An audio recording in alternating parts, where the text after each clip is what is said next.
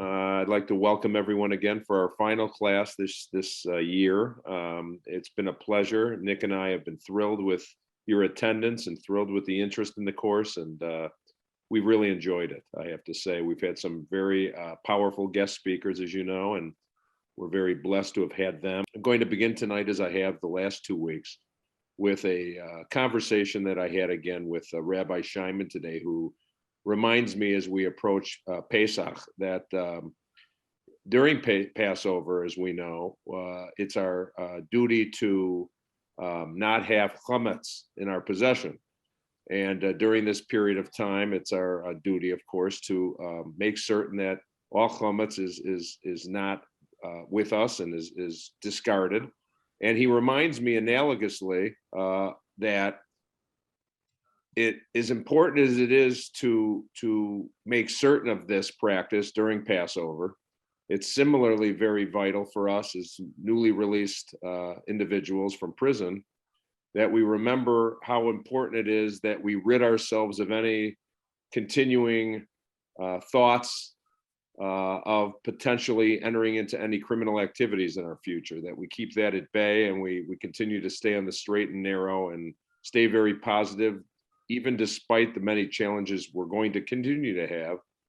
We have to be positive. We have to remain strong as best that we can and believe in ourselves that even though life may not always be as we want it, it's certainly far better and much more, we could be very grateful that we're no longer in the situations we were in when we were in prison. And I think all of us can agree to that. So I leave you with that thought as we approach Passover, and we can begin tonight with a discussion of the final topics that we'll be covering in the final class tonight, which really involve a variety of remedies that could at times be confusing, particularly from state to state and from the federal and state system with respect to the concepts of a pardon, of executive clemency, of commutation, and of expungement of one's criminal convictions. And I'm going to discuss very briefly, maybe Nick and I will go back and forth. We'll start maybe with one topic at a time, then Nick will speak on it, and we can kind of go back and forth in that fashion. I'm going to hold up a form. Many of us in this class have been in the federal system as opposed to the state. And I want to make sure you understand that this is a form that would not be applicable to you. This is on a link that I had sent to Nick today, and I believe is on the course now. But it is what is called a petition for commutation of sentence form, which was available in all the federal prisons we were in. This is a form that would not be used at this point for any of us having been newly released because a commutation would not apply at this point. What would apply potentially is the executive clemency, depending on, again, if we're in the state or federal system, and a pardon. And again, if you're in the state system, an expungement. So I'm going to begin just very briefly by distinguishing between these concepts. And I found this evening a very, very straightforward explanation of the differences in these concepts. And I want to read it to you actually, because I can't, and this is not a link. I'm going to I'll be able to send it to you if any of you request it, but it really provides a very simple explanation of the differences here, so you're sensitive to these. A pardon is when a government executive forgives a certain criminal offense. While the offense stays on the person's criminal record, he or she is not subject to any further restrictions or criminal penalties that other convicts or ex-convicts may be subject to. In the case of a federal crime, a federal pardon must be granted by the President of the United States. In the case of a state crime, a state pardon must be granted by the governor, or in some states, an entity such as a parole board acting on the state's behalf or in conjunction with the governor. So then the question is, what is clemency? Is it the same thing as a pardon or something different?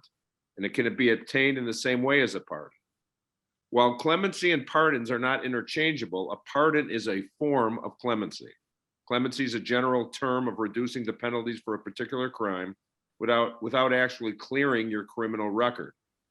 A clemency could come in the form of a pardon, which is forgiveness of a sentence, a commutation, which is a reduction of sentence, or a reprieve, which is a temporary putting off of a punishment while the situation is being analyzed further.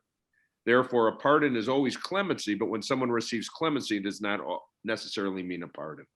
Finally, a expungement is the only method of permanently, I guess you could say, extracting that criminal conviction from your record, from the history of the records. In other words, there wouldn't be any record at that point of, in effect, that situation having ever occurred.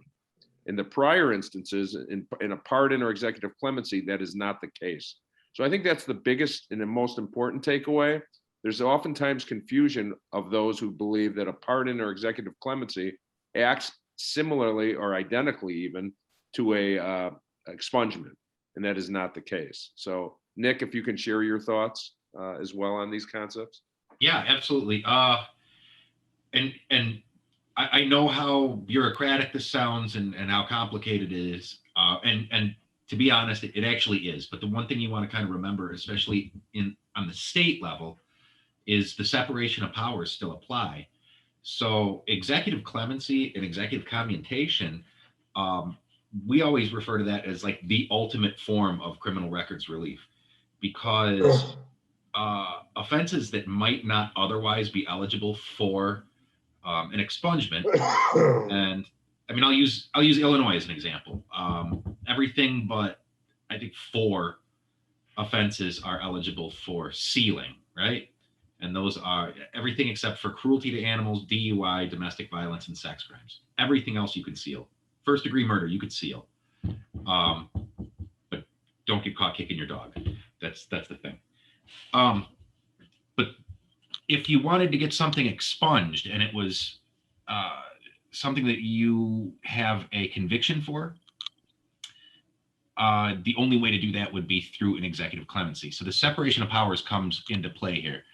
The governor, being the executive branch, can't necessarily tell the judicial branch what to do because he doesn't have the authority to, just like the judicial branch can't tell the governor what to do. But the legislature has allowed for the governor to grant the judicial branch the ability to expunge something that would otherwise not be expungible. Blah, blah, blah. If you have a conviction, you're going to want to get executive clemency, and that will grant you the ability to bring your petition to court and have the court grant an expungement. And like David was saying, expungement that's the ultimate. You'll literally receive the court file, the original court files, all the original arrest reports, everything that the police have. They're either going to destroy it and send you photographic evidence that they destroyed it and it no longer exists, and they take it out of their system, or they'll actually physically mail you all the copies back, and you can do whatever you want, put them in your filing cabinet, whatever you want. But long story short, it's like it never happened. So the cool thing about that, sealing takes stuff out of the public record. Expungement takes it off of all of the records. So if you were to try to do something like get a job as a police officer, you would need an expungement over a sealing. Or if you wanted to get your firearm privileges back, that would require an expungement. But sealing is also an awesome option. And if that's available in your state, and you're simply looking to, get better housing or go to school or get better employment, that's definitely something to explore too.